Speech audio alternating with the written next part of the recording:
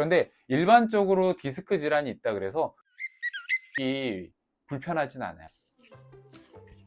안녕하세요, 원장님. 근데 오늘 오랜만에 뵈니까 음. 여쭤보고 싶은 게 있었어요. 아, 네네. 제가 안 그래도 X에 걸려서 어, 병원에 못 왔잖아요. 네네, 그렇죠. 근데 제가 요번에 때문에 손발이 너무 저리더라고요. 손발이 저리다. 네. 네네. 근데 이거 하지정맥류하고 증상이 똑같은 걸까요? 제가 한번 몰아가면 모든 증상이 종점으로 하지정맥류로 몰아갈 수 있지만 사실 이제 일반적인 하지정맥류 증상은 아니죠. 손발이 저린다는 게. 인터넷 후기들 보니까 음. 웬만하면 뭐 다 하지정맥류네 이러더라고요. 그렇죠. 이제 그렇게 사실 제가 말했잖아요. 몰고 가면 하지정맥류로 종점으로 가져갈 수도 있지만 근데 일반적이진 않아요. 일반적이진 않고요. 특히나 뭐 우리가 다리에 사실 혈액순환이 안 되는 건데 쉽게 말해서 손이 저릴 이유는 없잖아요. 제가 대표적인 게 수족냉증이 있잖아요. 네. 손발이 차서 이제 있으신데 그럼 손발이 찬 게 하지정맥류 때문이냐 라고 했을 때 다른 원인 때문에 손발이 찰 수 있긴 하거든요. 근데 그 중에 영향을 미치는 게 다리 쪽에 발이 차거나 이런 증상들은 뭐 시리거나 혹은 뭐 뜨거운 이런 증상들은 하지정맥류 때문에, 그러니까 정맥순환 부전 때문에 그런 증상들이 좀 나타날 수 있죠. 뭐 무조건 다 모든 증상들이 하지정맥류 때문은 아니고요. 그런데 이제 정맥류가 있으면, 그러니까 정맥 부전이 있으면 여러 증상들이 굉장히 다양하게 나타날 수 있다는 것을 조금 설명드리는 과정에서 좀 오해를 가지시는 것 같긴 해요. 하지정맥류 초기 증상으로 나타날 수 있는 것들이 뭐가 있을까요? 그러니까 하지정맥류도 혈관 질환이잖아요. 혈관 질환이다 보니까 초기에는 큰 증상들이 나타나진 않아요. 근데 우리 몸에서 뭔가 신호를 보내긴 하는 것 같아요. 대표적인 게 저는 다리가 좀 이유 없이 조금만 활동해도 다리가 좀 많이 무겁다. 쉬면 좋아지는데 또 낮에 활동하고 나면 다리가 무겁다든지 혹은 또 대표적인 게 다리가 붓는다든지. 그래서 뭔가 모르게 다리에 불편감들이 나타나기 시작하면 그때는 다리 뭐 혈관 질환을 좀 의심해 볼 필요는 있으실 것 같아요. 혹시 뭐 집에서 혼자 체크해 볼 수 있는 방법은 없을까요? 하지정맥류인지 아닌지. 왜냐면 이게 디스크하고 헷갈려 하시는 분들도 되게 굉장히 많이 헷갈릴 수 있죠. 근데 디스크는 보통은 이제 그러니까 허리 쪽의 신경이 엉덩이 쪽으로 쭉 내려오면서 사실 신경이 압박되면서 생기는 증상들이잖아요. 그래서 보통 엉덩이 아래쪽 요 뒤쪽 이제 햄스트링 있는 부분이 땡기는 증상들이 되게 많거든요. 그런데 일반적으로 디스크 질환이 있다 그래서 종아리 쪽이 불편하진 않아요. 일반적으로. 그래서 종아리 쪽에 뭐 무거운 증상 혹은 막 약간 찌릿한 증상 이런 것들이 있다고 하면 종아리에 뭔가 사실 혈액순환이 안 된다든지 뭐 다른 이유 때문에 그럴 가능성이 높죠.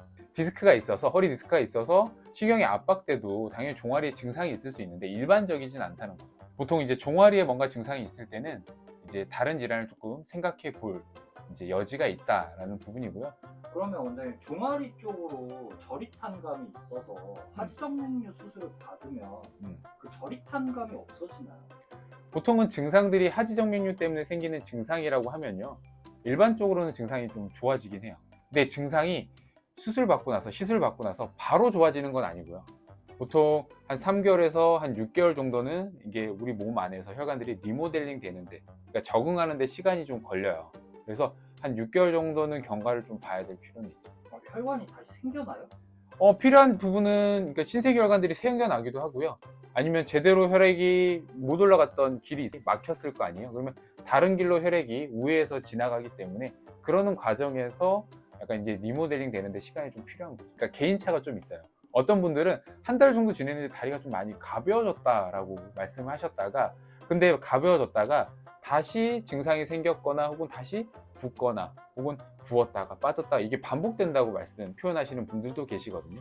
그게 이제 몸 안에서 리모델링 되면서 적응되면서 그런 변화들이 좀 나타나는.